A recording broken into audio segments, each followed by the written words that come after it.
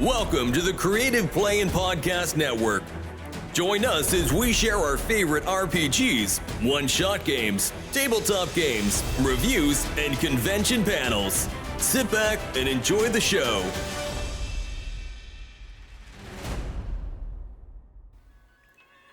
Hi, this is Kelly, aka Trixie from Ragnarok and Roll, assigned to Ragnarok Story, and Tilda Wimblewick from D&D Journey of the 5th Edition.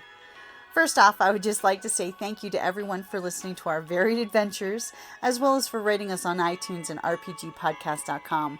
If you haven't rated us yet, we would greatly appreciate it if you could.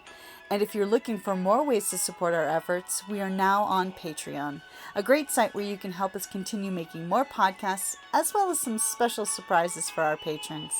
If you can, please look us up at www.patreon.com/cppn. Every little bit helps. And again, thank you for listening. Hey guys, Jim here. And Kelly? And welcome back to the 5th rendition of #RPGaDAY2025, where we talk about the things we love about RPGs. And a bunch of really weird prompts. Prompts that are not new, but in fact are... Ancient. Ancient is the prompt for the day. Yes, but I wouldn't call these ancient.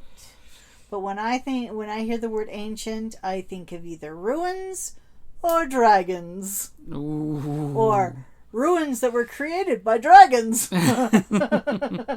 It was a great ancient civilization, and then there was dragons.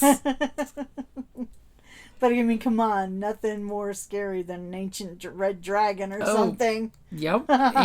Ancient anything will usually cause queasiness in player characters. Mm-hmm. Yes, especially if you're Lobie. Beware the ancient monster in a world where monsters are killed early on by level 5. Exactly. And one nice thing, for me with ancient is the impose upon your group the ancientness to ancient stuff.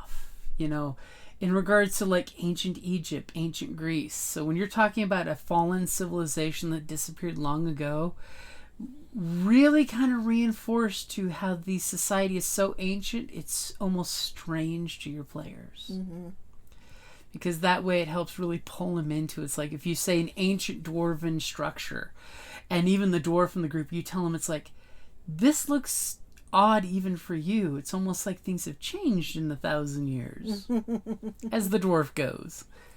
Yeah, because that's a few generations for a dwarf. Mm-hmm. And things might have changed since then. Maybe back in the ancient dwarven civilization, booze was not allowed.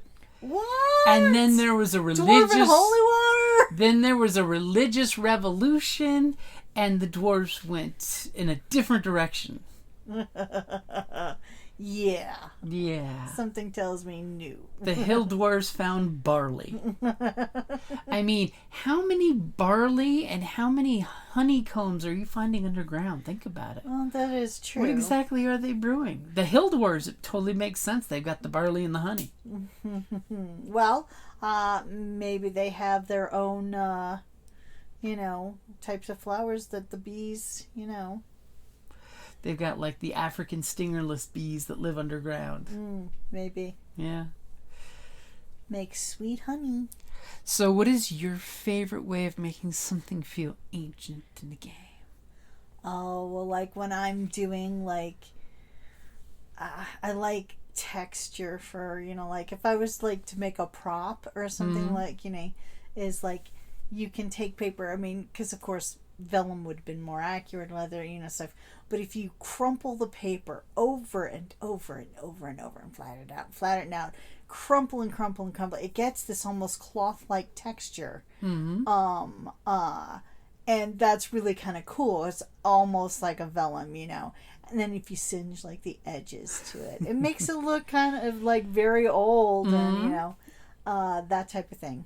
I'm a fan of doing the treasure maps with the tea staining and then the burning and stick it in the oven so it gets all crinkly. Exactly. But another way too is also, I would say, with like weapons, giving weapons history for ancient battles that they were involved in is another. Especially if there's like a sentient spirit in it that you can actually you can talk like, forsooth, thou art a mighty warrior, and it's like, yeah, we don't talk like that anymore. I mean, another thing is, too, when an ancient creature gives players information, it's funny how it can be out of date. And what out of date means for someone that's, 2,000, 3,000 years old. No, seriously, there was a town last time we were here, and you go over the mountain peak, and you realize there's nothing but crumbly rocks that look vaguely squarish. Yeah, once, a long time ago. There was an earthquake, and the river changed. Yeah. And, of course, one thing I like to do with Ancient is using some kind of stasis spell to preserve something ancient, to come back and, like, in regards to sci-fi, I will totally throw out the series Andromeda. How they totally used a black hole event horizon to put the hero in stasis for a couple hundred years to have his basically space civilization degrade into chaos. You can totally do stuff like that, like a circle of stasis. You got trapped, and then you woke up and realized, oh crap, the kingdom turned to dust while you were gone. Surprise! Give you the Captain America treatment, as I call it. You were a great hero, frozen in stone, and then you came back. Or the gargoyles. Avatar. Avatar used it Avatar. too. Yep. Avatar, gargoyles did the same thing, frozen in stone. What do you mean there's no airbenders? Times they are a-changing. It was like 100 years ago. A century of everyone not liking you. Things happened. Well, Mm-hmm. when you disappear, you let people down. Yep. And another one, too, is if your players are interacting with ancient creatures, like Ents or Treants, depending, make sure there's some communication barriers. Because when you're that old, you could totally do, the very forgetful creature. Like, look at Neverending Story. Story, yeah. Yeah. See, your eyeballs were blinking at me. Mm-hmm. Neverending Story, that rock guy who lays down and takes the nap. No. No? Like the turtle. Oh, the turtle. The big turtle in the swamp. Yeah, that's a good character for any RPG. Mm-hmm. I was thinking the rock guy that goes to sleep. They never implied that he's ancient. But he's a mountain. Doesn't matter. Time's different for mountains.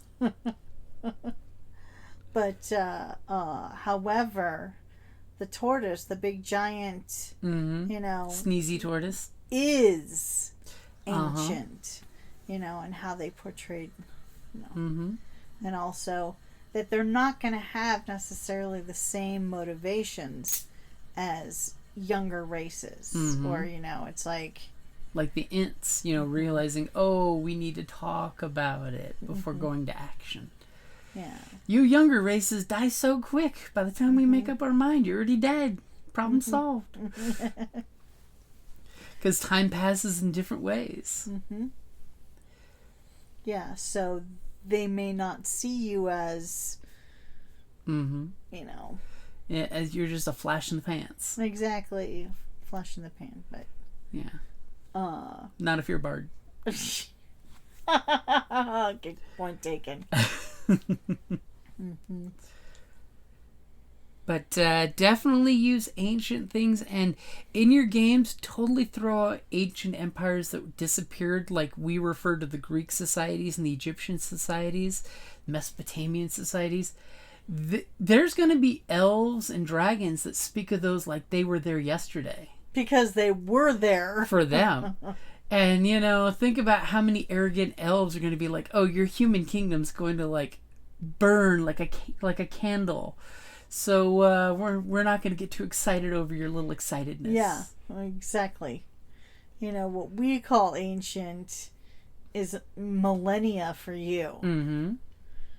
Yeah. So definitely give ancient point of view in your game, depending on your things, like the dragons and other things. But definitely use the concept of ancient. And when you say ancient, don't just say ancient. Say, this is old beyond old. The dust has crumbled to dust. You mean have more evocative language than just... Be a little more descriptive.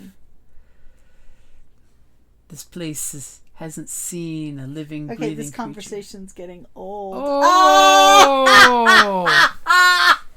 Fine, be that way. I couldn't resist. Ugh, I'm hurt. Just call me the Ancient One. So I'm thinking we might want to wrap up Ancient before we gather any more dust or moss. True. Alrighty, guys. I guess that's our motive for wrapping up tonight. On hashtag RPGaDAY for August the 5th. We will see you tomorrow if we find A motive. There you go. Alrighty, guys. Thank you for listening. Thank you for listening to the Creative Playing Podcast Network. If you enjoyed our show, please check out D&D Journey of the 5th Edition and Ragnarok Enroll a Scion Hero to Ragnarok Story. Also, check out our Patreon page for more content and behind-the-scenes things, as well as joining us for a one-shot game or two.